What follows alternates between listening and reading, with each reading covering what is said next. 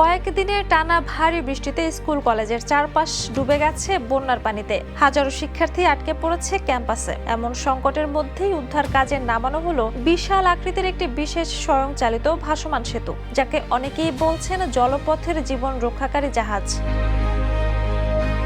সামাজিক যোগাযোগ মাধ্যমে ছড়িয়ে পড়া ভিডিওতে দেখা যায় লাইফ জ্যাকেট পরা শত শত শিক্ষার্থী সুশৃঙ্খলভাবে ওই ভাসমান প্ল্যাটফর্মে উঠছে। এরপর তাদের নিরাপদ স্থানে সরিয়ে নেওয়া হচ্ছে।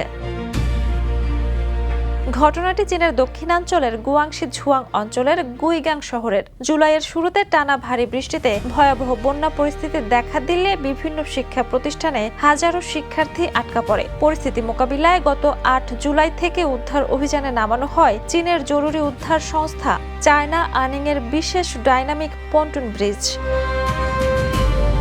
প্রায় ৬০ মিটার দীর্ঘ এই স্বয়ংচালিত ভাসমান সেতুটি ৬০ টনের বেশি ওজন বহন করতে সক্ষম। একবারে প্রায় ৫০০ জন মানুষকে নিরাপদে সরিয়ে নেওয়া যায়। ছোট নৌকার পাশাপাশি এই ভাসমান সেতু ব্যবহার করায় উদ্ধার কাজ অনেক দ্রুত সম্পন্ন হয়। কর্মকর্তাদের তথ্য অনুযায়ী এর মাধ্যমে ৬,০০০-এরও বেশি শিক্ষার্থীকে নিরাপদ স্থানে সরিয়ে নেওয়া হয়েছে।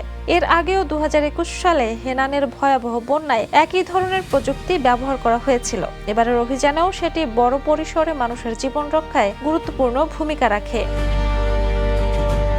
ভিডিওটি প্রকাশের পর অনেকে আধুনিক উদ্ধার প্রযুক্তির প্রশংসা করেছেন। দুর্যোগের সময় দ্রুত ও নিরাপদে বিপুল সংখ্যক মানুষকে সরিয়ে নিতে এমন ভাসমান সেতুর কার্যকারিতা নতুন করে আলোচনায় এসেছে।